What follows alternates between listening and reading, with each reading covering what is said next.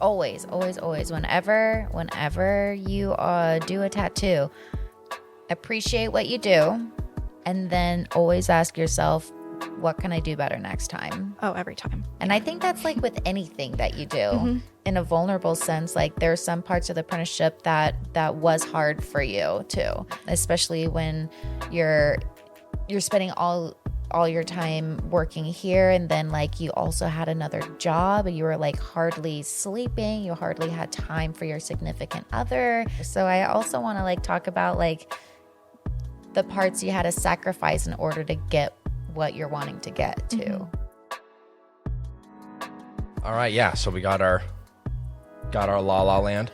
This is the second show in a row, by the way, where we've had La La Land on camera. So if y'all want to sponsor us, it could be a good partnership.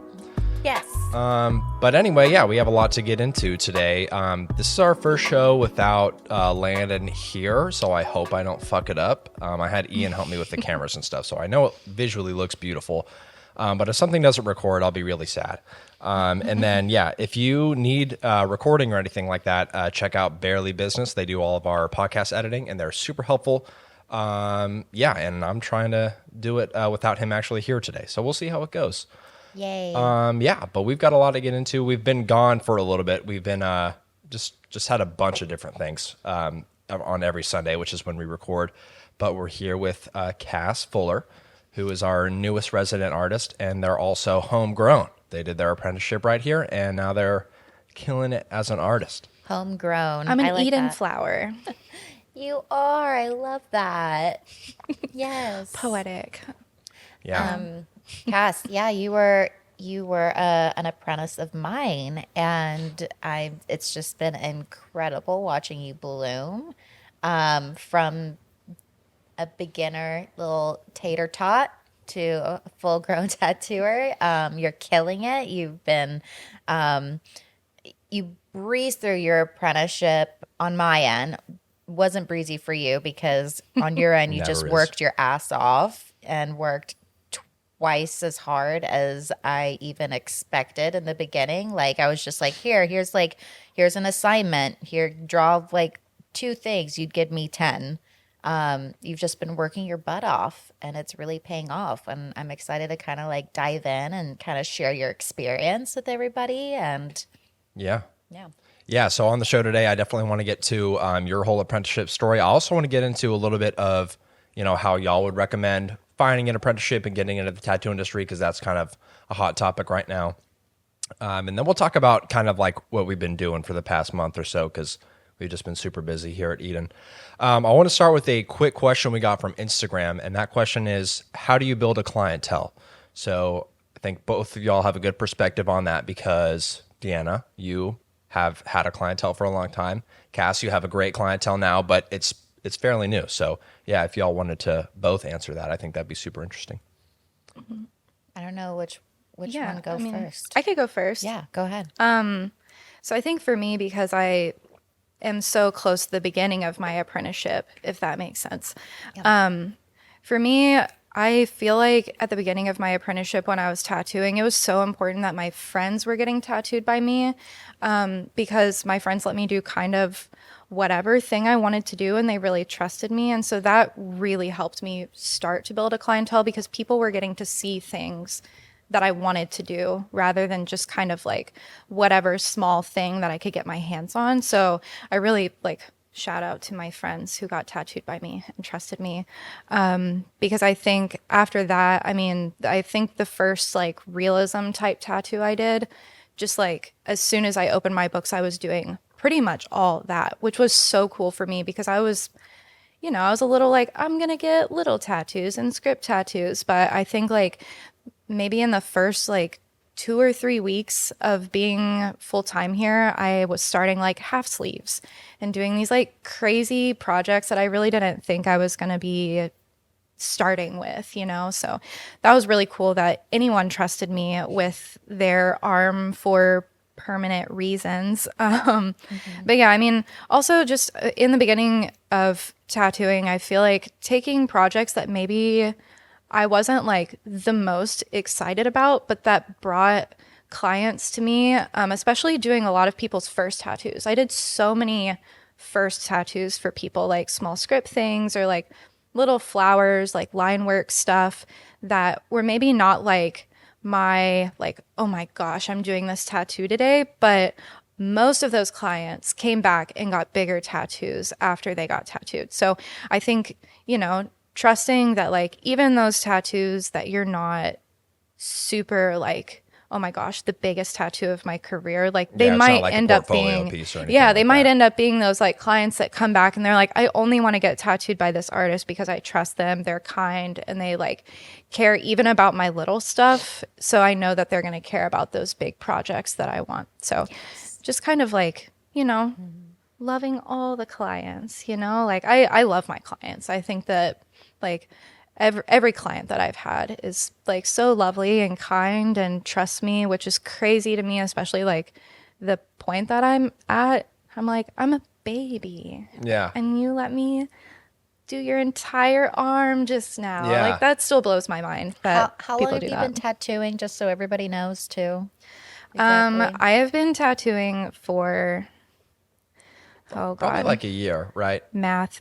Not quite. I started in February was when I graduated my apprenticeship. Yes. When did you do your first My first first tattoo? It was like October. Of my last year, first right? tattoo was like the end of October, early November. I remember it was like right before Thanksgiving. Yeah. I think. And we're recording this. I think today's October 1st. So Is it? Yeah, it's Wow. you're almost at your 1 year tativersary, 1 year, which is so cool. I think anybody seeing your work would not think that it's your first year of tattooing. Yeah. It's because of how hard that you always work and all the things also that I've learned what not to do from my own apprenticeship. And I try to push you in a different direction, like taking on those like larger projects too from the very beginning. Like one of the problems with me is that everyone taught me to be scared to do all of that for so long. Mm-hmm. And it wasn't until my friend Kevin Leroy, and Frank and Rember at Dark Age, they were like, do a portrait, do a color portrait, do a color portrait. And I'm like, no, like I'm not ready. It's only been like 2 years, I'm like, I can't, even though that's all I did. And mm-hmm. I was just taught like, you're not ready yet. Like, don't do. And I wasted so much time being afraid. And so that's why too, like when I graduated you, I'm like, take on everything, like just do it, because you're a great artist. You're going to figure out that's the only way you're going to learn and succeed faster, Yeah. It made me feel super confident though. I feel like even in the first, like when I first started opening my books and I was getting those requests for bigger projects, I wasn't like, oh my gosh, it's just like, it's just going to take a while, Yeah. And I think that from the beginning, I wanted larger projects because that's kind of what I worked on before I was a tattoo artist, was just like these really big things. I like big things that fill space, that are, mm-hmm. Visually appealing from far away. And I just think that like that blended seamlessly with tattooing for me, even though like tattooing is not like drawing, which I discovered very quickly. The first time I held a tattoo machine, I was like, and I am holding a jackhammer, like trying to draw a straight line in concrete is what it felt like. So yeah, I just felt really good about starting because I had so much before I ever touched skin. Like I had, in a way, like done a half sleeve before in both color and in black and gray because I had practiced that. So I felt okay about designing it and tattooing it, and I was kind of like, let's go. I have a lot of false confidence. I'm very like, yeah, whatever on the inside. I'm like, ugh. So yeah, I try. Yeah. Well, yeah. Well, yeah. I mean, I was just gonna dive into their also you were an art teacher and all of that, but I was just gonna finish off that quick question really quick. I like what both of y'all said. You said take on smaller stuff, and you said don't be scared to take on bigger stuff. And I think both are super important because especially as you build that portfolio, people are going to ask for what they see. So if they're seeing house sleeves and things like that, they're going to ask for that. Or if they're seeing larger color projects or portraits or whatever it is, that's where they're going to ask for. But it's also super important to build that clientele. And I think there's something cool about just like the personal relationship that, you know, you have with your tattoo artist, where you mentioned, you know, people will come back to you. And I think there's something extra cool when you like get to follow along with an apprentice journey like that. So I went through that exact same thing. So my sleeve was done by Monty at Dark Age. He owns Skyla now, but he was an apprentice. Like, this was the first sleeve he did, and I was stoked because not only was he doing it at a discount, which was super nice of him, I did not deserve that at all, but it was, I felt awesome, like just being a part of his journey, because he was like, this is going to be a portfolio piece for me. Like, I've never done a sleeve. So I was like super stoked to just let him do whatever he wanted and just be a part of that. And we built a really good relationship that way. And I would love to be tattooed by him again, you know, to this day. So I think, yeah, both those things are super important. So if you have a question for the show, we're super accessible. Follow us on Instagram. It's at eden.pod. And yeah, shoot us a DM or ask us a question, and we'll be sure to get to it on the podcast. So yeah, from there, yeah, we can kind of start to get into like how you became an apprentice and how you kind of decided that you wanted to do that. Yeah. Yeah. Oh, What'd that's you all- do before? Yeah. All of it. Or we can take our time. We can warm up to a little bit more. You're like full backstory. Let's go. I mean, yeah, we can jump into it. I guess for me, I feel like part of the reason why, like you were saying in the beginning when I started my apprenticeship, it was like, here's this assignment, do one thing. Like, because of my art background, I'm drawing obsessed. So there's not really like it's not like, oh, I need to do like this many. It's like, no, I want to do this many until I feel really good about what I'm doing.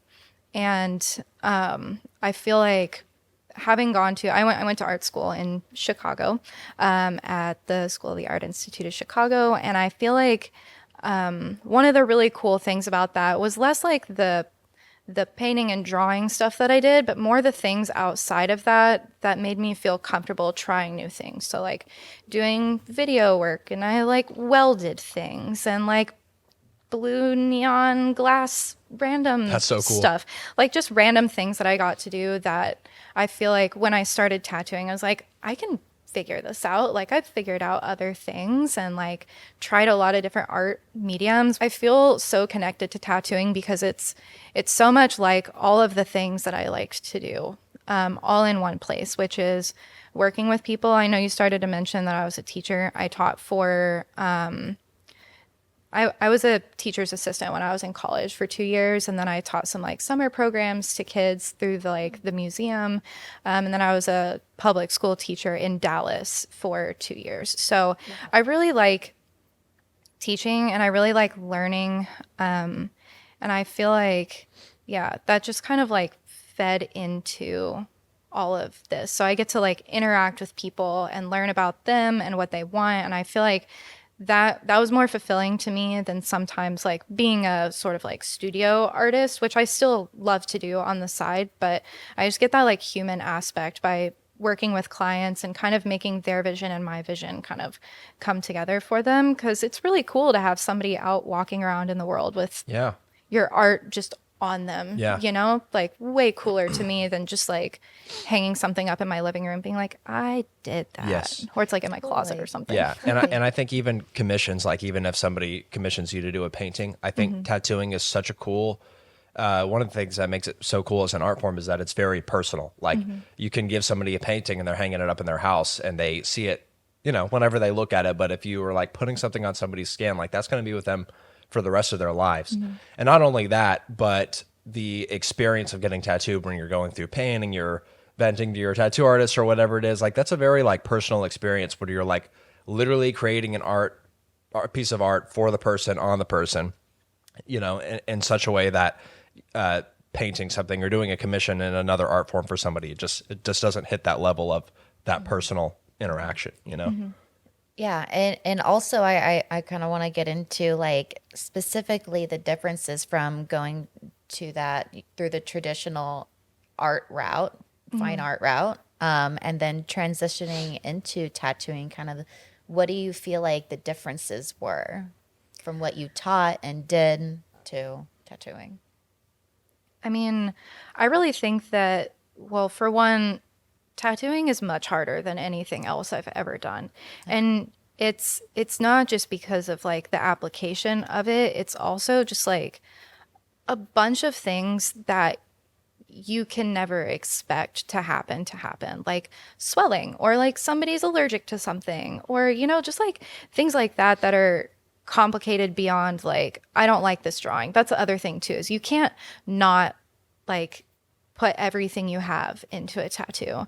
And I think that that's why like the permanent aspect of tattooing means always on all the time, focused. Like, I'm going to make this tattoo the best tattoo I've done every time, regardless of what it is. And I feel like with drawing and with any other art form, you can kind of honestly fuck around and find out. You know what I mean? Like, I can do the 10 drawings that I did in my apprenticeship, or I can do the like 100 rough sketches, but there's a time element to it where like, you know, in a certain reasonable amount of time, I need to finish this tattoo, and I also need to design it beforehand in like a reasonable amount of time where I'm not spending, you know, 10 hours trying to work through one tattoo because I have all these other tattoos that I have to work on. So there are certain things in tattooing that help, like rules that tattooing has, like flow and like thinking about placement, that really help kind of guide design. But other than that, like a lot of it, I think, especially for realism, people sometimes look at it and they're like, oh, well, you're just kind of like copying that. And it's like, in a sense, yeah, but putting that together for a body, for the flow that it needs to fit on you, and considering like all the elements that you want, like that is hard, man. Like, I did not anticipate that when I started designing, because I was like, been drawing forever, but it's super different. Yes. And I think that's important for everybody listening to know, who has drawn their whole life or just started drawing, who's been to art school or just been drawing in their free time, you know, their whole life as a hobby, transitioning to tattooing, that it is very different, because you're going from, if you went the fine art, like classical route, like you're going from a flat canvas to a round object. And so that means composition is completely different. That's a huge thing. There's so much more structure, like with painting and drawing. You don't have to worry about applying the right pressure in order for the skin to be saturated. You can pick up your pencil, your paintbrush. You can make random marks. You don't have to like add that much value if you don't want. There's like no rules really in any kind of painting, especially when you get into abstract or like your own thing. And with tattooing, you are so restricted because of that round object. You need to create flow on a body part, which is usually like thinner and longer, unless you're doing like very few places on the body require you to do a piece that's like wider. Well, and it's cylindrical too, right? Yeah. So you're not always looking at it from the same angle. And everybody's body is shaped so differently. Like, one outer forearm is shaped so differently than another, where like one wraps further and it's wider, so you have to compensate for this more back area or whatever it is. Like, it's really different. And I think especially in anybody who's like in the beginning between drawing and tattooing, there's this like weird part of learning tattooing where being able to draw almost doesn't matter for a second, because you like learning how to use the machine is so like, what? Like, I very vividly remember the first time that I drew a line and I was like trying to make a precise line. I had to take a breather because I was like, what? I cannot draw a line, like the most basic of all basic. And then like, after you learn how to use the tool, then drawing is super important, you know? But until you're kind of like, you like do a lot of drawing and then you're like, what the hell is going on? And then you're like, okay, now I can try to draw with this thing. But there's that like weird middle part of tattooing where you're like, I don't know anything. Yeah. I still feel that way too. Yeah. 15 years later. Yeah. And I like what you said about how, just with the application, everybody's skin is different, which adds another variable to it. And there's no way that you can like know what it's going to be like until you get into that person's specific skin. So, you know, you were talking about the rules with saturation and everything. Like every person's skin is going to require, you know, different amounts of pressure and everything like that to saturate their specific skin. And then with design and composition, everybody's body is different. People have different skin tones, which affects your color theory, everything like that. And I feel like it's almost something like you can only like learn with like experience of just like tattooing like a bunch of different people and just getting in there and, you know, working with skin types that you've worked with before. Like a good example is like when you were tattooing Taylor's hand the other day. Tattooing guys' hands is just tough. You really got to get in there. And I feel like you learned that with my hand because it was probably like the driest skin that you've ever tattooed. But having that experience, you know, prepared you for that because you're like, okay, I know what it takes now to really get it in there, you know? It's really just experience.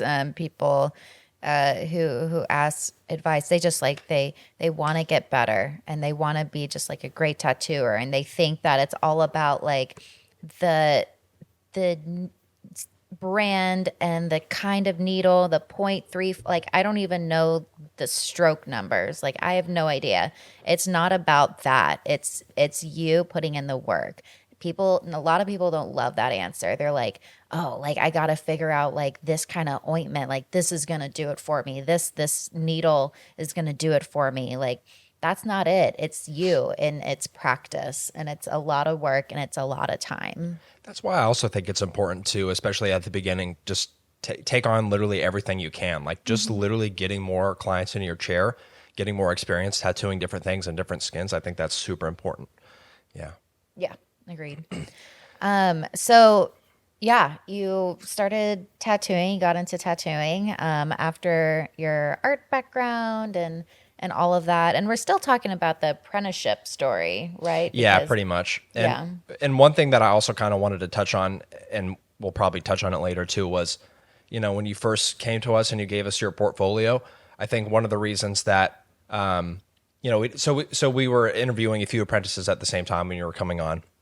And the person we ended up taking on had more like literally like designs that were made to be tattoo designs in their portfolio. And you had more of, you know, just fine art things. And we really loved your work, but that's like, it's kind of like it's just different things to consider when you're actually designing a tattoo. So maybe y'all could talk about like some of the differences. We already talked about a little bit about what the difference is between designing tattoos and fine art, but do you want to dive into that a little bit more? About like what your portfolio should look like in order to get an apprenticeship? Yeah, sure. Or just things you need to consider when it comes to designing or making art that's like specifically to be done as a tattoo rather than, you know, just done on a canvas or a piece of paper or whatever it is. Yeah. Answering both questions too, because I'm sure a lot of people are going to want to know like absolutely. What should my portfolio look like to get a tattoo or to get an apprenticeship and stuff? Yeah. I think even looking back at my portfolio, I can see all of the reasons why the things that I thought could be tattoos cannot be tattoos. And I think that a lot of people are like, anything can be a tattoo. You just have to be able to do it. And I think it's a lot about like readability. And that was the first thing that I learned, I think, is that a lot of my work before I was a tattoo artist was very like every little micro part of whatever it was I was drawing or painting or whatever, like had a thing in it. Like I'm very like fill the space, especially when I'm drawing, like it's an all over texture or color or whatever, you know?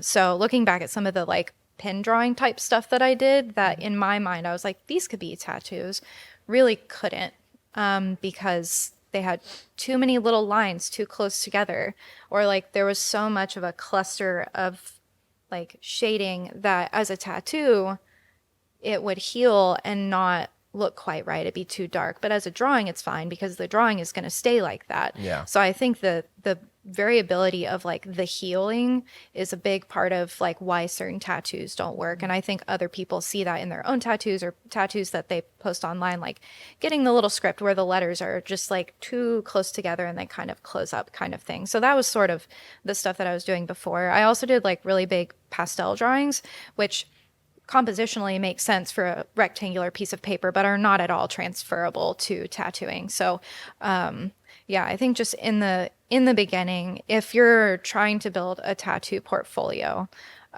looking at tattoos is so important. Like noticing why that tattoo looks right. Is it because there's a lot of open space? Where are the lines in the tattoo flowing? We talk about a lot of like S shape things in tattoos because musculature in the body kind of like flows in that pattern, like filigree, like you always talk about. And so I think just looking at a tattoo and figuring out like what makes it work will help you figure out what things can make your drawings work.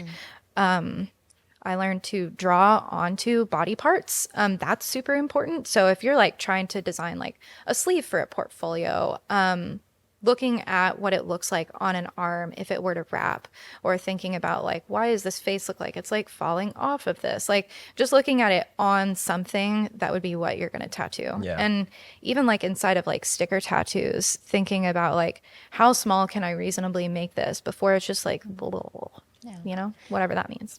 And a lot of this is something that I know you learned in your apprenticeship too, with designing and stuff. I want to make note as well to everybody listening, like what should my portfolio look like when I come get an apprenticeship? I want to talk about like why I thought you would be an apprentice here and why you could succeed when I looked at your portfolio. One, if you are looking for an apprenticeship, go to a studio who's doing a style that is similar to what you want to do. So if this may not exactly apply to like what I'm looking for, it doesn't exactly apply to someone who wants to do more trad work or go to a more like street shop. But as for what I looked for in your portfolio with my art background, I noticed that it showed you had an art background. And what I liked in your, even like you came in with fine art, you came in with a lot more like impressionistic pieces. And I noticed that you had an eye for design. And that's what I really noticed, is that you could tell you had classical training because you just knew what looked good. And so at that point, it doesn't matter if like what I saw, like you could do great tattoo designs right away in your portfolio. That didn't matter so much. I saw potential because you just knew what looked good. And so that way I knew it could be easy to transition you and to teach you how to do tattoo designs. So really, like as an apprentice, people don't really expect the best tattoo designs right off the bat, I feel. That's what we're supposed to teach you as mentors. Hopefully you like find a shop that is willing to really teach you that. But as long as you bring in just designs or things that look good, that just show you have an eye for design, I feel like that's a really good base too. Yeah. Yeah. And I think we'll get into the specifics about a little bit more about like how to, find an apprenticeship and what to prepare for later. I just want to go back a little bit because you mentioned a little bit your background of how you went to art school and you were an art teacher. So walk me through like where you wanted your career to go and how it got to I want to be a tattoo artist. So like what did you go to school for, and then what made you like become a teacher and then a tattoo artist? Yeah. So when I was in high school, I was super obsessed with the idea of being a tattooer, but I was, I felt like I didn't have the like background to go in. I feel like, I don't know, I'm a person that wants to be like walk in and I already know what I'm doing, which is crazy. But I was like, maybe if I go to art school, then I'll have this sort of background that I could do this. And then when I went to art school, I kind of like set that to the side and I was like, I'm going to do the fine art route, museums and like shows and stuff. So I did get to do that for a while, which was really cool. Like I've shown paintings in Korea and like New York. And so it's just really cool to have that like as part of sort of my story, I guess. Like I got to experience what it was like to be sort of like a fine artist in like the painting sort of museum sense. Yeah. So I really enjoyed that, but I felt very, like I was saying earlier, like making artwork for my closet because, you know, the amount of shows that you get versus the amount of artwork that you make is like one show yeah. for 100 things that you draw and that you take seriously, you know? And I think that's part of it too, is that since I did that, I take myself extremely seriously. And I feel like that's just because I had to like, you know, present this as like, I'm a serious artist. And I always felt like I had to fight for that. Because a lot of the people that, and I had amazing teachers, but when I was in art school, people were like, flowers? Like, okay, like whatever, like show us like boobs, you know? So like, it was just funny, like being classically trained, like being able to draw sort of like weirdly didn't matter for a minute. It was like, make the weirdest thing that you can make. And so for a while I kind of did that, which is like kind of, I don't know, the area between like make something weird and what I brought to my like portfolio apprenticeship. It was sort of like after that. So I was like, okay, I'm still making kind of like you said, more impressions of things, like colors that were not realistic, but like shading that was, and like things like that, where it's kind of like the blend between what I was doing when I first started making art, which is like still lives and looking at things from life, rendering things, and sort of like this art school janky notion that like you can't just like make something pretty. So yeah, it was weird to go from like make something pretty to don't make something pretty to like make it weird but make it pretty. And now it's like, okay, make it work and also make it pretty and technically like very skilled. So I think all of that sort of like pushed me into tattooing because I wanted to make what I wanted to make. I wanted things to be classic and be like, you know, beautiful forever. And I wanted to work with people because it felt like really kind of lonely to be a fine artist. I was like just me in my studio and I'm a goblin and like drinking the paint water instead of the coffee vibe. You know what I mean? Delicious. Like that's what I know. It's what it felt like though. So but yeah, I think actually really the thing that I got from art school, besides just like being able to make kind of whatever I wanted, was I have a minor in art history, and that was the part that I feel like really helped me more than anything that I did in college, because I was looking at so many different like eras of art to then like look at tattooing and kind of like what you do, Deanna, like taking what you know from painting and different like the Baroque era, looking at what they do and like making it a tattoo. And I feel like having both of those backgrounds makes for more unique tattoos, because you're not just looking at what's happening right now, you're looking at what has always happened in art and being able to kind of seamlessly blend those together to make something new in the tattoo world, which is so young in general. Amazing. So yeah. Yes. Yeah. Yes. Be inspired by not just other tattooers, but things outside of that. History of art, fine art, whatever. The weird leaf you see. Yeah. Yeah. The weird leaf. Like, yeah, because if you're just looking at tattoos and are just inspired tattoos, your tattoos are going to always end up looking like everybody else's. You're not going to find your own voice. Yeah. That's one thing I haven't thought about too often is the loneliness of being a fine artist. A lot of people talk about wanting to become a tattoo artist, you know, because tattoos are cool, but mostly like money too. You know, it's a lot easier to make money as a tattoo artist than a fine artist, but I've never heard the loneliness thing before. That's really interesting because as opposed to sitting in your studio and making art all day, you get to come hang out with other artists all day and your clients too, obviously. So yeah, that's got to be cool.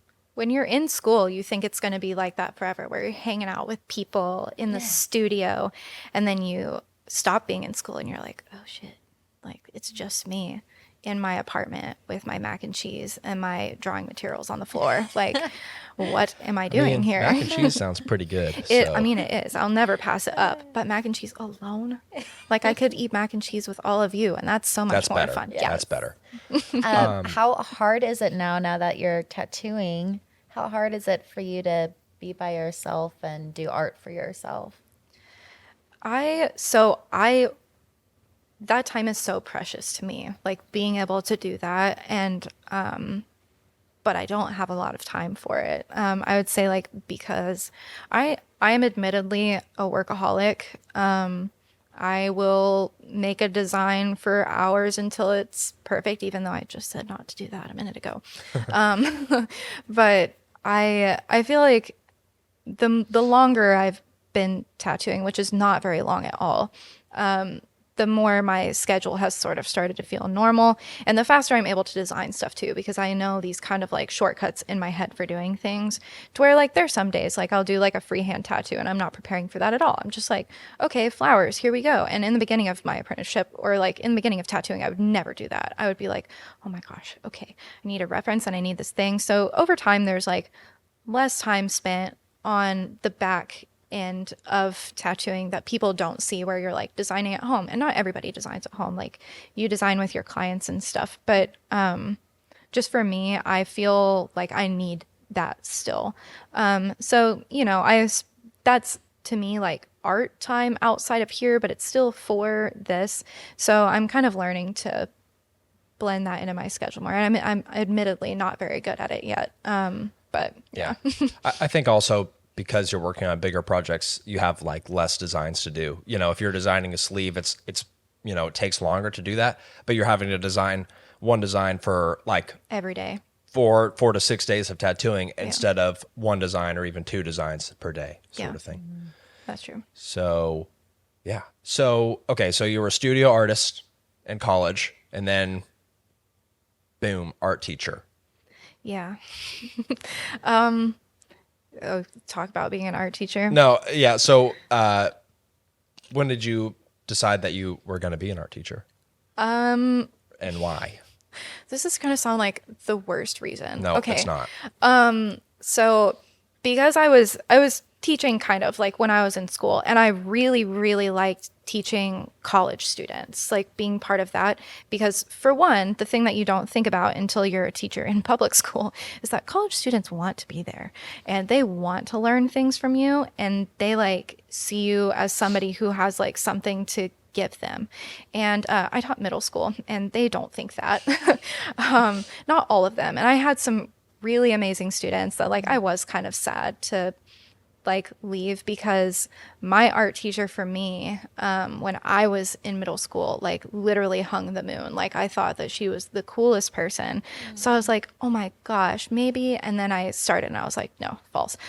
You get like 2 students that love you, and everyone else is like, this is stupid and your socks don't match your outfit. And I'm like, okay, cool. You're like, it's a pop of color, jackass. Yeah, you don't understand color blocking at all. Like fashion, you have braces. Shut up. But you just hit them. Yeah, but you know, it's funny too, because like there were really fun moments, but I definitely was not cut out to be a middle school teacher, and I discovered that real quickly. I'd also like to note that my first year of teaching, the end of the year was when the pandemic happened. So it was just like got flipped upside down. So that like second year was all like, I'm teaching an online class at the same time as there's 30 people in front of me, and I'm like trying to answer questions and like be in 100 places at once. So for any teachers that were like doing that, like, dude, that was insane, and is probably why like a lot of teachers are like, nope. Peacing out, yeah. Yeah. But yeah, it was really interesting. I think that it made me appreciate all of my teachers a lot more. So like Deanna and all the teachers that I had before that, who were patient enough with my dumb ass. Because it's funny because I love learning, but I'm really stubborn. Like I have this thing where I do want to be right. And that's just my Aries, like full sending to be like, it's okay. I know this already, but like I don't. And I try to like, I want to learn, but I also want to know already, you know? Yeah. So I'm Hint of perfectionism. yeah, there's that too. Yeah. Well, I bet just being, you know, an art major for 4 years kind of like gave you a head start with that when it comes to tattooing. And that's one question that I always like to ask people, you know, who are interviewing or whatever, is like, do you have any like art education background? Because I think it's super important to be able to know how to take criticism and to have enough experience getting it that that it's a good thing and that it makes you better. So yeah, I think that definitely gave you a head start when it came to having an apprenticeship where you were learning from Deanna and everything like that. I actually really like feedback, like a lot. And I remember my high school teacher, we did critiques all the time, and they were kind of brutal for like being 16. People would be like, yeah, your composition is bad and it doesn't look like you tried very hard. And that would be like, like it was pretty brutal. And so, being in art school too was like, yeah, this kind of doesn't look good. Like, people were honest, and not all of it was bad like that. It was constructive, and I think constructive criticism is really helpful when somebody knows how to like say it to you without being like, you suck, So learning how to do that is pretty important too. And I think you're really good at that, Deanna, giving good feedback.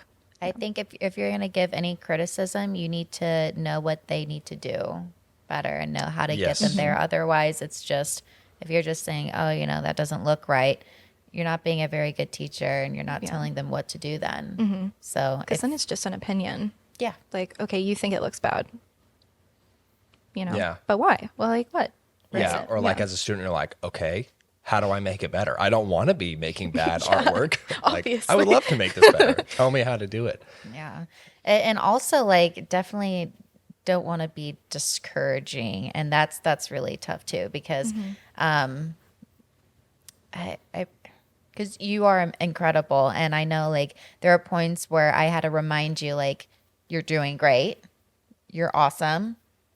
This is just, a few things just to help push you along, because also like as a mentor, you have to inspire others as well. And if you're just being like, oh, you need to do this, work on this, and you're not telling them also like how good they're doing and to keep up, they're going to want to quit too. If you're just shitting on everything all the time. Yeah. And also, Cass, like when your personality is the way that it is, it's so tough. Even if somebody's giving you also like feedback on like, hey, you're doing a good job, it's so hard to listen to that, and not hyper fixate on like, damn, I tried really hard on this and it needs to get better. But yeah, I feel like you're as a teacher, like you're really doing somebody a disservice if you're like, I mean, obviously you don't want to only shit on them, but if you're not giving them feedback to get better and you're only praising them, like that's tough. So it's tough as an artist to, in any art form, to recognize like, okay, I'm doing a good job. My mentor could be saying that. I need to, remember that, but also like keep working to get better. Like I'm a good artist. I'm just getting this feedback so I can get better. And I think we can always get better. Like, Yes. for forever. I learn a new thing every time I tattoo, every time I see another really good tattoo, or like even just like walking around and watching somebody do something, I'll be like, oh, that was smart. Like something that they designed, or like the way that they're like shading something, I'm like, oh, yeah. Yeah. And I always, whenever you do a tattoo, appreciate what you do. And then always ask yourself, what can I do better next time? Oh, every time. And I think that's like with anything that you do, even like with all the podcasts, I came in here and I'm like, maybe like talk a little bit louder. Cause like I noticed like maybe the last couple times, like I was speaking a little softly. So I want to like project. Yeah. Project it. I feel like that's just how everybody gets better at everything. But yeah, I know like in a vulnerable sense, like there are some parts of the apprenticeship that was hard for you too, especially when you're spending all your time working here, and then like you also had another job, and you were like hardly sleeping, you hardly had time for your significant other, and then there are some parts that were tough too. So I also want to like talk about like the parts you had to sacrifice in order to get what you're wanting to get to. Yeah, I think time is the biggest one. I mean, it was a lot of hours to be here and to like work and not lose sight of like, it is going to be worth it. And all of like, the other stuff that happens in any workplace, that's just like the human aspect of being around new people and new like I don't know, just like work cultures. So I think, yeah, the time aspect was definitely the most difficult because, like you said, Sergio, my partner, was just kind of like helping support me. I was like hardly home because I was the first one here, the last one to leave. Like not in a horrible sense. It was just a lot of time, and I was a barista at the same time for most of my apprenticeship until my brain just couldn't. I was like human soup. I was like, I can't. I love soup, so yeah, that's good. Yeah, no wonder you hired me because I'm a soup. But yeah, I think just the amount of desire that I had to be a tattooer was just like overwhelming to like I pushed myself super hard because I wanted it so bad. I wanted to tattoo, and not just tattoo, but I want to be a fucking badass tattooer. I don't want to just like do it because I want to make money. I want that tattoo to be crazy. I want people to be like, oh my gosh, like what, you know, that because I get that feeling looking at everybody here every day, and especially like being in a studio where every single person is insanely good at tattooing, and being the person that's learning, you're like, oh man, like I am in a house with wolves in it, and I want to be a wolf too, because it was just inspiring. Like there's not a single person that dropped it ever. Like any person in here could go against the best tattooers that I've ever seen and be like, yeah, whatever. Yeah. You Well, know? that energy of how bad you want it, I want to, I feel like you've had that since like even before you started your apprenticeship. So I want to finish the story really quick. So you're teaching, Yes, you sorry. realize that's, no, that's okay. This is all meaningful conversation. So I'm super glad we're getting to all of it. But I love the story about like how you applied for your apprenticeship. So I want to get into that a little bit. So, so you're teaching, it sucked, you know, because of a bunch of reasons, but what made you decide like, okay, I can't do this anymore. Like I'm going back to that dream of becoming a tattoo artist. Yeah, I think teaching was like a placeholder. Like I think I skipped over this part, but when I moved from Chicago to Dallas, because I was in Chicago for school and then moved here to teach, And you're from Dallas. And I'm from Dallas. Yeah, my high school art teacher called me like 3 days before the last day of my senior year of college and was like, do you want a job? And I was like, Sure. I don't know what else I'm gonna do, because like I have this Bachelor of Fine Arts and it's just a piece of paper that says you did art goodly. And so I was like, sure. And I just kind of like moved back here, and I was like, I don't know, but I'm not going to do this forever, and I know that. So I knew that going in, that I didn't want to be a teacher. I just needed to be a teacher so that I could figure out what it was that I was going to do. And I thought for a while, maybe it'll support me while I like do the fine art thing. And I was like, honestly, at this point, why am I not doing the thing that I've always wanted to do? Like it's some delusional dream, because it's not. And I think too, like now versus when I originally thought about it, the tattoos that we see now on Instagram are so different than what was happening in like 2014, you know? Like I wasn't seeing a like painting as a tattoo, you know? And so I was like, I don't even know that that's a thing that I can do, but I want it to be that. So having like gotten to see that, and also very thankful that I didn't try to be a tattooer when I was that young, because now I get to be like with a mentor like Deanna. And I think so many people now who are trying to become tattooers are with mentors that want to do better for the industry.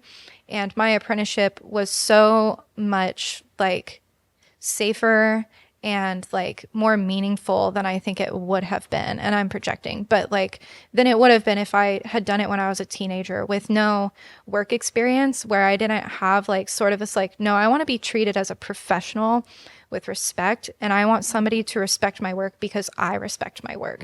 So I think that going into like finding an apprenticeship, that was what I wanted. And anywhere that didn't do that, I was like, no. So I think that having had all of that experience before I did this really helped me. Like, I mean, I applied for this twice too. So I was like, no, I want this. And I was really annoying. I emailed a lot of times, I think. No. So yeah. It's also so that's what I wanted to talk about actually. Yeah. Because also helped. you know, when you first interviewed the first time, we brought you in, we loved you, we loved your portfolio, but we had a lot of people that we were interviewing, and it was a tough decision. Like we all, like the whole staff here, like really like labored over it, and we just didn't end up going with you that time. And then one thing that I loved about you, and I know Deanna said this to a lot of other people, is like, if you find that shop that you want to apprentice at, like, don't give up. Like, so you emailed your portfolio, you know, probably like, it was like 3 or 4 times that you like emailed again. You're like, hey, just checking to make sure that, you know, you don't have an apprenticeship open. And yeah, finally we needed another opening, and brought you back in to talk to you again. And I'm so glad we did. It's probably like one of the best decisions that we've ever made, you know, since we opened the shop. Because you have to work hard in apprenticeship. You can't just have the talent.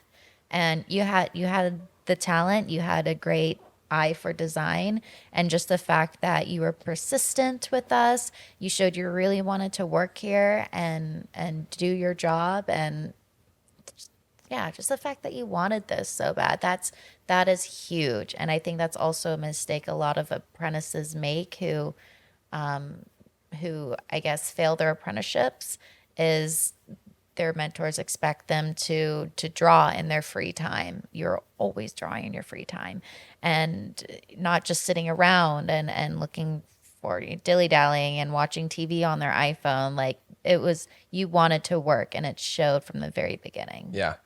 And it's hard fucking work. I mean, I would say that, you know, our apprenticeship is, you know, probably one of the easier apprenticeships out there, in the sense that, you know, the hours aren't, you know, super crazy. You're not doing like a bunch of like bullshit cleaning and stuff like that. But don't hear what I'm not saying. Like, it's still fucking hard. And especially, Deanna, because you expect so much from our apprentices. It's like hard work in the art sense, not just so much of like, okay, I'm doing a ton of manual labor. So I think anybody who wants to get into tattooing, like, you have to realize, like, it's so hard to get into tattooing, and like be a good tattoo artist too, not just like scratch on people. Like, you have to want it more than anything else in the world. Like, you have to be able to put in that work, whatever the quality of your apprenticeship is, like, because it's never going to be easy. It's always going to be fucking hard. And right off the bat, even before you started your apprenticeship, you already knew, like, okay, like, I'm going to do this, whatever it takes. And that's what it takes to not only land an apprenticeship, but make it through an apprenticeship. Because I think the people that aren't super serious about tattooing, or maybe like, it's just like, you know, they maybe they do art, but they're like, oh, I don't know what else to do, so I'm going to do this. Like, they don't end up making it, because they don't have that background of like, no, I'm going to do this no matter how hard it is. So I think that's what it takes to make it through an apprenticeship, and you did that, and you did that with flying colors. So. Yes. And I want to put a note out there. I just want to put this note out there. We keep saying, like, do whatever it takes. And I've always said that, but I just want everybody listening to know, do whatever it takes as long as you are safe. Yes. And you are in a safe environment. Yes. I've had to change the way I've said that, because I was told that so much. Do whatever it takes. I ended up there's a lot of sexual abuse, physical, mental, whatever. As long as you are safe. If you feel like you're in a situation where you're not, find a different shop. Yeah. And Just side note. That's what I meant kind of when I said, like, I looked at a lot of shops, and the ones that did not treat me the way that I felt like I deserved to be treated as a person and an artist, regardless of if I knew how to tattoo or didn't know how to tattoo. I was like, if you're going to treat me this way, I do not want to work for you. Yeah. Because it is a lot of time already invested. You're doing a lot for the studio as an apprentice, and you're working really hard. And you want to be able to feel like you can trust the feedback of the person that's teaching you too. Like, if you're just doing it because you want to be a tattooer, like, you know, like, there are certain things that are beyond kind of like, do it because you want it. Like you said, like, they're just things that you shouldn't have to put up with. Yeah. Absolutely. And that's one thing that I'm remembering now, is that you were saying when in those emails, when you emailed, you're like, I want to apprentice at Eden. And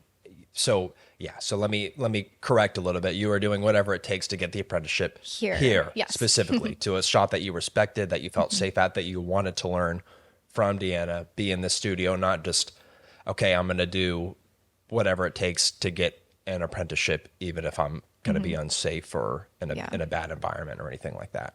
Yeah. After my first interview here, I was like, that's it. I'm just going to bother them until they, I was like, I'm not even going to go to other shops. I just kind of like, just worked on my art and like, yeah, me too. Yeah, no, I mean, it's a lot of hard work on the front end too, to try to be an apprentice. And it's just all work and like doing your best from there. And I think that's another thing too, is like the reason why sometimes you had to be like, Cass, it's okay, you're not terrible, is because you do want to, like, it's such a new thing that like for a while the skills that you have drawing do not match the skills that you have tattooing, and so you kind of need that, like, it's okay, like it's gonna end up being better, but you do have to work hard. Yeah, for sure. Yeah. Especially when you've done art for so long and you were, you had your pieces in shows like all over the world and stuff. And because I felt the same way. I'm like, oh yeah, like top of my field. And then you get into tattooing, you're like, oh fuck. Like, oh my this God, is different. And like I drawing don't a know circle is anything about hard, it. and I don't know anything. Yeah. Yes, I look at my old apprentice drawings and I'm like, Oh yeah, I found one of my like fake skin flash sheets the other day, and I was like, what? yeah, it's tough. It's like learning how to draw all over again. It really is, completely. Well, so is there anything else that you want to talk about with your apprenticeship specifically? We already kind of touched on how you worked hard as fuck and how that was awesome. Yeah, I think really one of the things that I attribute to like my fast growth, after my initial like apprenticeship where I started tattooing, once I understood tattooing and we had like seminars and things where I got to learn from other tattooers that didn't work here, that is, I feel like, the main thing that was just like, okay, I have all of these like background knowledge. It felt sort of like knowing art history, right? Like you're hearing from other artists and how they do things, and it's not just like the style that you do. So like it was really cool to see like Zach Singer was the first Seminar. Yeah. Thank you. I was like, convention. The first seminar that I went to, and that was the first time I held a tattoo machine before I had ever pulled a line or done anything. And I did the scariest furry face looking lady. It was pretty good. We talked about it the other day. It was pretty good for like never having held a tattoo machine, and it sort of gave me false confidence that I was like, if I practice, I'm gonna be amazing. And then when I did start doing the basics, I was like, no. But between like his seminar and Bobby Johnson's seminar, which are pretty different styles than what I do and what most of the people here do, like seeing neo-trad designs, I never really thought that. I was like, oh, like that's not the style that I'm going to do. So I don't really like need that necessarily. But after, seeing the way that they design, how much like it's like so clean and polished that like if you don't have those things in a realism design, it's just sort of like stuff, and like just those like fundamental things. So I think having exposure to other artists made my growth kind of accelerate, and also just, I don't know, having access to people who are open to talking to me about art all the time. Yeah. So if I ask Deanna a question, Deanna's going to answer that question, or like Willow or Jade, like, so all of the artists here are really open to talking about like, how can I make this better? Does this look weird to you? Like, can you look at this stencil? Nobody's like, Yeah. everybody's like, oh yeah, let me see. Yeah, and I think that's one advantage of starting here is like, there are 10 resident artists here, so there are a bunch of people to learn from. And learning from other seminars and everything is important. But you also had that added advantage of like not being at a private studio and learning from one person. Like even though Deanna is like your mentor, you learn from 10 people just by watching, Yeah. Yeah, and I just want to talk about our seminars real quick. I feel like seminars are something that's growing really quickly in the tattoo industry. And it's super important to always get out of your comfort zone and learn from other people like Cass is talking about. So Deanna's got a seminar coming up here on November 5th and 6th. Do you want to talk about that a little bit? Yeah. So my next seminar, just like with all my past seminars, I'm learning each time, thinking, what could I do differently? What can I say differently? Learning all the time. So this is just my updated seminar, going over how to do tattoos like me, which have that more painterly feel, but definitely specifically how I was able to figure out how to incorporate my fine art background into tattooing, and all the rules that I incorporate into that. The first day, you're going to watch me tattoo. I'm going to do a whole presentation. And the second day, you're going to be tattooing the same tattoo that I did on the first day on fake skin. And I'm going to quite literally like with my hand in your hand, like a ghost style, Unchained Melody playing. We'll play it in the background too. Yeah. So you'll Help. really get the full effect. Yeah. Help you tattoo, give But not everyone like one-on-one attention. sexually, just regularly. Regularly. Right. Yes. Good clarity. Yeah. Thank you. So when we've also got our Eden Winter Symposium coming up on December 10th and 11th, that's going to be the second symposium we've done. We've got a fucking all-star, rock star group of presenters for that. So Deanna and Taylor, they presented at the last symposium. They're doing it again. And then we've also got Mark Wade, Quinn Hernandez, Kevin Leroy, and Bobby Johnson. A lot of them have done seminars here before, so they're going to be presenting again. And it's just a really awesome group of diverse tattoo artists with different backgrounds. And kind of like Cass was saying, it's just super important to get exposure to different styles and different perspectives, no matter what style you do. So that presentation is going to be awesome for anybody of any skill level, any style. It's really not something that you want to miss. So yeah, your apprenticeship was awesome. You did a great job. I want to talk a little bit about like how y'all would recommend that people get into the tattoo industry, because it's a question that I see a lot just on TikTok and everything like that, but I'm sure it's a question you get a lot as well, having just done an apprenticeship. So I'm kind of under the impression that the best way to get into the tattoo industry is by doing an apprenticeship. I don't know if y'all have different thoughts on that, or if you'd like to speak to that a little bit.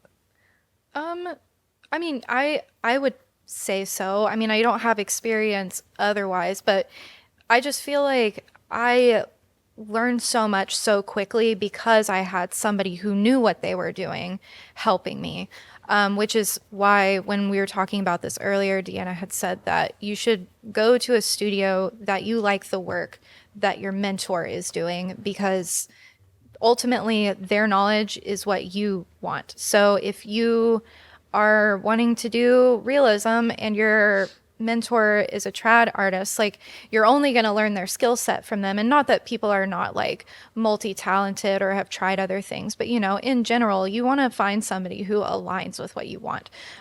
So that's definitely super helpful when you're looking for a mentor. And now I lost what I was saying. So that's sick. Well, another thing that I think is something else to consider when, deciding who to learn from and whether you should, want to learn from somebody who does the same style as you, is you got to account for building that clientele. So, I feel like Deanna has a really good client base. Eden, I feel like we've done a really good job building that client base, but I felt like that helped you early on because you had a lot of clients to access, but also like clients that, already like the style that you're kind of doing because, you take a lot of inspiration from Deanna. And so a lot of the people that follow Deanna and follow the studio, like they're going to like what you're putting out.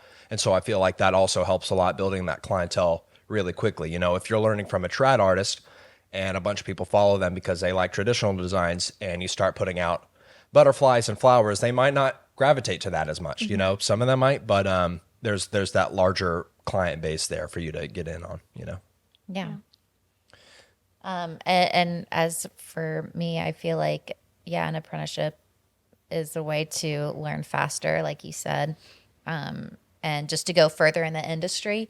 But there are some artists out there I know that didn't have one and figured it out. I think that's the difference. It just takes a lot longer. Mm-hmm. Yeah. There's a lot of like correcting, it seems like you'd have to do yourself. And the only way to figure that out is to just kind of like do it and be like, oh, I don't know that I did that quite right. Which is part of why like in most apprenticeships you do like drawing and then fake skin and then you tattoo real people, because you have this sort of like figuring out how to do things moment and somebody coming sort of in behind you and being like, okay, I see what you did here, but if you do it this way, it's going to be cleaner. It's going to be, like safer for the person's skin or whatever the feedback is, right? Like, but if you're trying to figure that out for yourself, you might do it 100 times wrong instead of one time wrong with a correction, and then you streamline it from there. So it's just, I don't know. I feel like a safer way to learn too,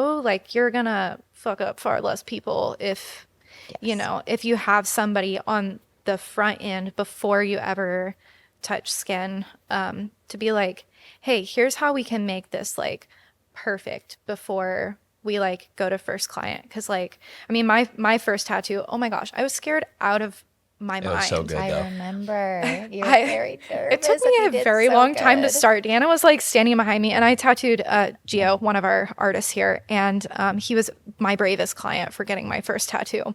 It's these like little twin cherries, and I was So good. like shaking, and I was like, okay, I need to breathe for a minute. Pulling that first line stopped my heart, but I mean, from there I was like, oh my God, I fucking love this. Yeah. Yeah, I think an apprenticeship is also a lot safer in the sense because you not only have to worry about like doing good artwork on people, but like we're dealing with blood and stuff, so you really have to learn like sanitation procedures and how to not get diseases. So I think that's super important too, and it's one thing that kind of freaks me out about. I don't know. I see a lot of people on TikTok that are like, I'm teaching myself to tattoo, and not that you can't do it like that, but I worry about fucking people up, like not only with bad artwork, but also like Bad hygiene. yeah, for sure. Yeah. You Yeah. see that online a lot. Like if you follow like Sucky Tattoos or whatever, and you see the people like they have the Clorox wipes and they've got like no gloves on and they're just like tattooing themselves. You're like, oh my God. I always like What are you doing? yeah. When I see something gross like that, I'm always literally like, "Ugh," like it's just it's gross. Yeah, and I'm worried about a bunch of kids these days. I hear my client actually just talked about it. She was like, "Yeah, I found out my daughter was like doing tattoos and like got a kit off Amazon." She's like, "Fuck! Like Isn't you that can so get crazy? a kit so easily Dude, now." I had Jeffrey- to find Oh my gosh, somebody. yeah. I had to find somebody old enough to go to a smoke shop to buy a kit for me when I was younger. Yeah. But yeah, I just told her I was like, "You just need to." It's almost like practicing like safe sex and teaching it. It's like if they're gonna do it, like please tell them at least go to and get a bloodborne pathogens test online and just do it. But for all the kids out there that are like trying to tattoo each other, like it's really dangerous. You could be spreading a lot of diseases that you don't know about. Take a bloodborne pathogen test online if you can, at the very least. Yeah. Yeah. Isn't that crazy? Like Jeffrey will drop a tattoo machine off at your door tomorrow for like $100 if you order it online. If you can figure out how to assemble it. Yeah. I also think, the reason that a lot of people are like getting into tattoos like on their own at home is, and I see people see this online. They're like, oh, why would I waste my time with an apprenticeship? Like you just have to do like a bunch of bitch work working for the shop. And I feel like with a good apprenticeship, you are learning like good habits as far as sanitation and stuff, but also like it's, just the concept of like, it's a trade-off. Like you got to do some work for the shop in exchange to learn for tattoos, learn how to tattoo. But that's why I think it's important to find an apprenticeship that, where they respect you and that it's not just like, okay, you're just going to do all the bitch work here. Because now we have it set up differently here. So we don't have apprentices. We have assistants who we pay just an hourly rate, that do all the breakdowns and setups. And during the day, instead of drawing, they help run the front desk and everything like that. And I feel like if you're doing it right, it's actually way more work to have an apprentice than just to pay somebody. We pay our assistants like a really good hourly rate, but I feel like it's way more work to have an apprentice and teach them well than it is to just pay somebody to do that shit that you don't want to do. So yeah, I feel like the industry is like changing in that way. I feel like that's one thing about, social media is you have a little bit more accountability as a tattoo artist and a mentor to teach people in a good way and to not harass them and stuff. Because, people can just air out whatever shit is going on. And now, there's a stronger community of online people about there where about other apprenticeships and there's something to compare it to, so if you're in a bad apprenticeship, like, okay, well, other places are doing it better and safer, so you can just get out of it. So I feel like there's more pressure now to make good apprenticeships and to create safe spaces. Yes, people are outing people now, and standing up for themselves. So that's really good. Yeah. I also feel, though, that it kind of raises the bar to get into the tattoo industry, right? Because a lot of shops that do it right, they know that having an apprentice is a lot of work, and it's not just like, okay, I can have 10 apprentices at a time.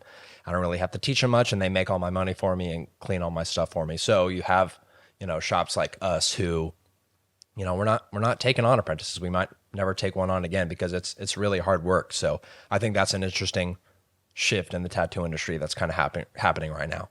I feel like maybe the bar to get into it is a little bit lower if you want to do like bad work, because you can just scratch on people or get, machines delivered. But if you want to like get into a really good shop and get a really good start, I feel like it's almost a little bit harder nowadays to do that.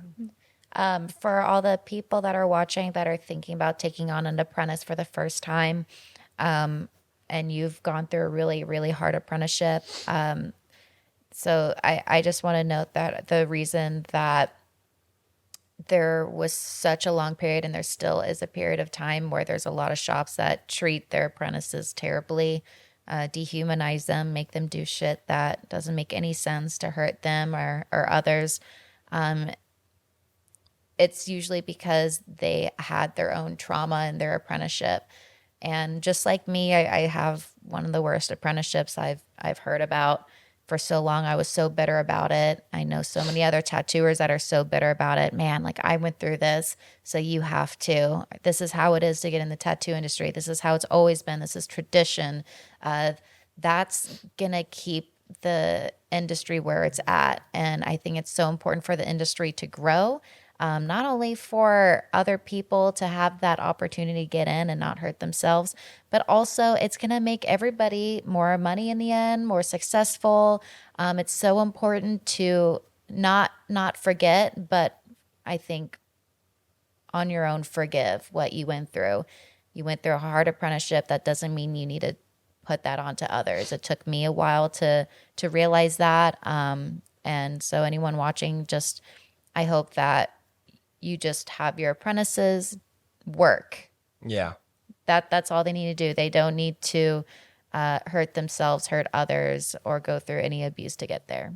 Yeah. And I'd say, just, treat them with respect. Yeah. I feel like we've always treated our apprentices with respect, but there have definitely been like individual times where like, every artist here had a pretty rough apprenticeship so much where it takes a little bit of like adjustment to like, just kind of shake that off of like, okay, this is what I went through, and just, perceive apprentices differently. So I think as long as you like create that culture, and I think we really have in the shop, to where like there have been like little instances of that, and it just takes a little correction of like, hey, we don't treat our apprentices like that here.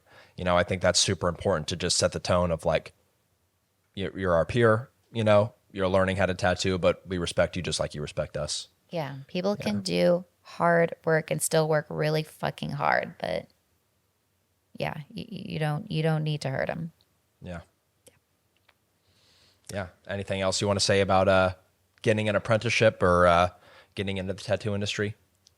The last thing I would say about like work as an apprentice is that a lot of the things that I did when I was an apprentice, aside from like cleaning and stuff, are things that taught me how to set myself up, how to clean properly. And also I did a lot of like, I know how to order everything in the studio. I know where everything is. I know like I would check people in, and I know how to use like the email and the register and the calendars and all of these things. So realistically, when you're an apprentice, if you have a good apprenticeship, you're not just learning how to be an apprentice or a tattooer. You're also learning, like, if you ever want your own studio, you're taking all of that knowledge and being like, this is how to like operationally behind the scenes do some of the stuff. Obviously not like payroll and all that. I'm not allowed to do math, but somebody else would do that for me. But yeah, you're learning operational things outside of just like, you're doing this because I said so. Like all of it is things that make a studio run. So knowing that not only allows you to like, kind of pocket that for later, but also have an appreciation for the people who continue to do those things. Because I think like our assistants and our manager, Nicole, and our photographers and videographers and like anybody who works here is doing so much behind the scenes. And like Colton, you doing so many things just like that. I don't think people realize that are happening because we're just kind of like on this side of the room, tattooing, like, because we don't have to worry about that stuff. I think a lot of people don't think about how much work that really is if we had to do all of that too. So I really appreciate everybody that we have on staff, because I know how many things that they do to make all of this like a really, really good place to work. So Yeah. Yeah. And we've been really intentional about making it so that you don't have to worry about as much of that, you know, as little as possible. And you can just focus on the art, because that is so much work. So I would die if I had to do emails. yeah, and I'm that's not something that you've never had organized. to do. But Yeah. that I think every artist in there that has done their own emails, they appreciate.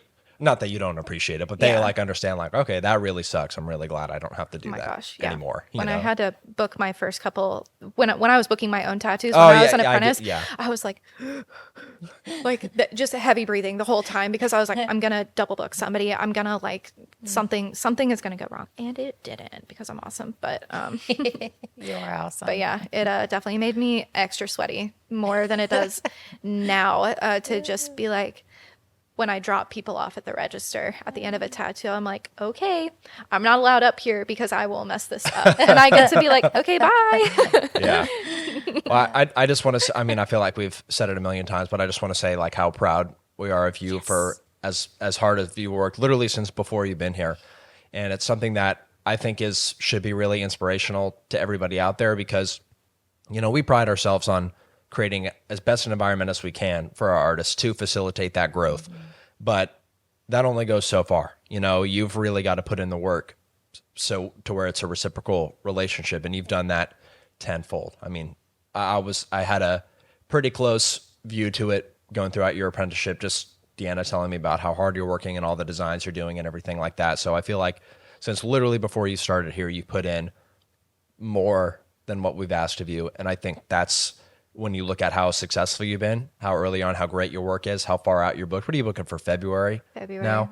We keep raising your rates and people still want to book with you. I think that's just a testament to how hard you've worked. And I hope you don't ever forget that, because it's something that not everybody can do. Not everybody can work that hard, and you've done it, you know, more than what we've asked for. So we're super proud of you. And it's really cool to know you and be around you. And it's just inspirational. I feel super lucky that you're in our studio. And I think the bullet points, if we can put your journey into bullet points on why you're so successful and what makes a successful apprenticeship. You showed you wanted to work here and you're persistent. You had a portfolio that showed that you had an eye for design. You came in here, you gave me 10 things when I asked for 3 every time. And all your free time, you were drawing and you were working. And really, that's the key. That's the key to a good apprenticeship. Working hard and drawing, and there wasn't a moment where you weren't. So kind of simply breaking it down. Also on your end, you had another job to support. Sometimes people, if would have to go through that if you don't have a lot of saved up income and you need a second job, find one where you can do it after the apprenticeship or before. It's just a lot more work and it's really hard to keep up. Yes. I know it's really tough.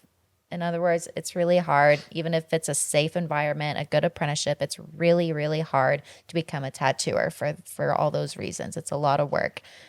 So just make sure that you want it really badly. But because of all of that, you are so successful because you work so hard. And I am so proud of you. And you're just a star pupil and has set the bar so high for any apprentices that I'll have in the future.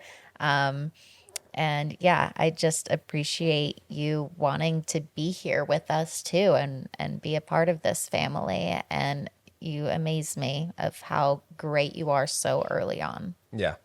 But I think what's super important too is even now when you're a tattoo artist, like you haven't let off the gas. Like I feel like when I talk to you, sometimes you seem more stressed out now about just how busy you are than, when you were an apprentice. And I think if you're doing it right, that's what you should do. I did 1 semester of law school, but my contracts professor, he was like really old dude. And like the first year of law school, it's like very like, it's got a stigma of like, oh, it's fucking hard. People are like, oh, you're going to be crying in the library. I never did that, but apparently some people do. But my contracts professor, he was like, when you're a lawyer, he's like, you're never going to work less hard than you are now. And I think that's the same for being a tattoo artist or being an apprentice if you're doing it right. Yes. So like, you know, when you become a tattoo artist, like you can't let off the gas. And I think that just speaks to, again, your success is you just keep killing it. You keep working super hard. And I'm just excited to see where you go from here. Yes. Yes. Yeah. Do not stop after apprenticeship. When you finish your apprenticeship, that does not mean you can chill. That is when you have to work, I think, harder than ever if you want to become successful. Yes. All gas, no brakes, but don't stop being nice to people. But let me ask you this. Never stop being nice to people. I think, Yes. just some people get a big head about it, and I still feel like I'm like, what? Like, it still blows my mind that this is what I do, and I hope that I always feel like that. Well, so that was going to be my question: is it worth it? Yeah. Oh my gosh, yeah. Yeah. I don't really. Yes. Yeah. Yeah. No.